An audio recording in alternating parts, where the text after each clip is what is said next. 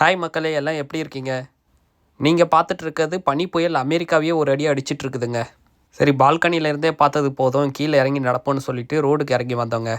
Snow பெய்யும்னு சொல்லிட்டு warning கொடுத்துருந்தாங்க. But இந்த அளவுக்கு பெய்யும்னு சொல்லிட்டு எதிர்பார்க்கலங்க. ஸ்னோ எந்த அளவுக்கு இருந்ததுனாங்க, ரோடு எது, நடந்து போகிற பாத்வே எதுன்னு தெரியாத அளவுக்கு ஸ்னோ இருந்ததுங்க. அது மட்டும் இல்லாமல் ஸ்னோ 4 இன்ச்சுக்கு மேலே போனதுனால ஸ்கூல்ஸ் எல்லாமே இந்த ஸ்டேட்டில் லீவ் விட்டுட்டாங்க. இந்த மாதிரி ஸ்னோ பெஞ்சிட்டு இருக்கும்போது மக்கள்லாம் சேஃப்டியாக இருக்கணும்னு சொல்லிட்டு ஸ்டேட்டோட லோக்கல் நியூஸ் ரிப்போர்ட்லலாம் பார்த்தீங்கன்னா அர்ஜென்ட் நீட் இருந்தால் மட்டும் வெளியே வாங்க அப்படின்னு சொல்லிட்டு வார்னிங் கொடுத்துருந்தாங்க. ஸோ மக்களும் அதுக்கேற்ற மாதிரியே பார்த்தீங்கன்னாக்கா ஒன் டே பிஃபோராகவே கிராசரி ஐட்டம்ஸ்லாம் வாங்கி ஸ்டோர் பண்ணி வச்சுட்டாங்க. அது மட்டும் இல்லாமல் இந்த ஸ்னோவில் கார் டிரைவ் பண்ணுறதுமே ரொம்ப கஷ்டமாக இருக்குங்க. இங்கே இருக்க மோஸ்ட் ஆஃப் த வெஹிக்கிளில் பார்த்தீங்கன்னாக்கா ஆல் வெதர் டயர் தாங்க போட்டிருப்பாங்க. ஸோ சம்மருக்கும் செட் ஆகும், வின்டருக்கும் செட் ஆகும். ஸோ அந்த மாதிரி டயர்ஸ் தான் போட்டிருப்பாங்க. இந்த மாதிரி ஸ்னோவில் நம்ம காரை பார்க் பண்ணும்போது காரோடைய வைப்பர் பிளேடை வந்து நம்ம கண்ணாடியிலேருந்து மேலே தூக்கி விடணுங்க. அப்படி வைப்பர் பிளேடை வந்து நம்ம மேலே தூக்கி விடாமல் விட்டுட்டோம்னாக்கா அந்த இருக்க லப்பர் வந்து கண்ணாடியில் ஒட்டிக்கோங்க ஸ்னோவில் பட்டு. ஸோ அதுக்கப்புறம் வந்து அதை யூஸ் பண்ண முடியாமல் போயிடும். ஸோ அதனால தான் இவ்வளோ பனிலையும் நான் வந்து இந்த வைப்பர் பிளேடை மேலே தூக்கி விட்டுட்ருக்கேங்க. நீங்கள் இப்போ பார்த்துட்டு இருக்குது ஸ்னோ பெஞ்சு முடிச்ச அடுத்த நாளுங்க. ஸோ ரோடுலாம் கொஞ்சம் க்ளீன் பண்ணி விட்டுட்டாங்க. வால்மார்ட் போய் கொஞ்சம் கிராசரி வாங்கிட்டு வரலான்னு சொல்லிட்டு காரை எடுக்கலான்னு பார்த்தா கார் ஃபுல்லாக ஸ்னோவாக இருந்ததுங்க.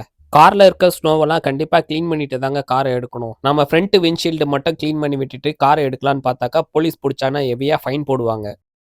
ஒரு வழியாக கார் ஃபுல்லாக க்ளீன் பண்ணி முடிச்சாச்சுங்க. கார் ஃபுல்லாக க்ளீன் பண்ணி முடிக்கிறதுக்கு 30 மினிட்ஸ்க்கு மேலே ஆச்சுங்க. சரி வாங்க, இப்போ வால்மார்ட் போகிற வழியில் ரோட் கண்டிஷன்லாம் எப்படி இருக்குன்னு சொல்லிட்டு பார்க்கலாம். கவர்மெண்ட்லேருந்து ரோடெல்லாம் ஃபுல்லாகவே க்ளீன் பண்ணி தாங்க வச்சுருந்தாங்க.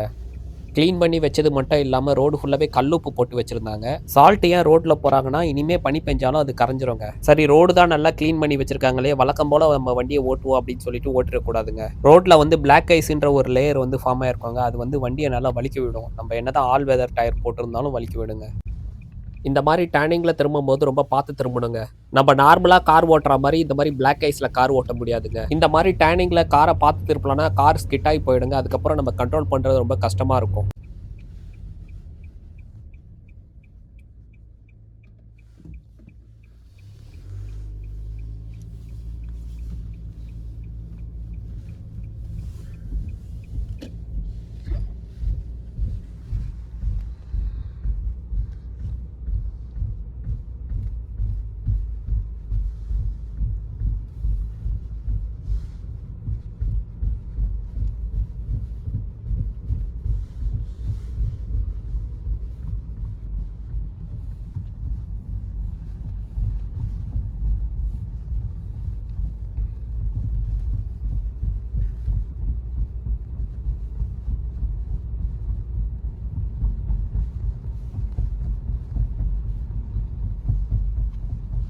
ரோட்ல இருக்க பனியெல்லாம் ஓரமா ஒதுக்கி வச்சிருக்காங்க. பாருங்க எப்படி குயில் குயிலா மலை மாதிரி பனியை வந்து ஓரமா ஒதுக்கி வச்சிருக்காங்கன்னு சொல்லிட்டு. கவர்மெண்ட் இந்த அளவுக்கு ரோடை க்ளீன் பண்ணலன்னா நம்மளால இங்க எதுவுமே பண்ண முடியாதுங்க. இந்த வீடியோ பிடிச்சா லைக் பண்ணுங்க, ஷேர் பண்ணுங்க, சப்ஸ்கிரைப் பண்ணுங்க.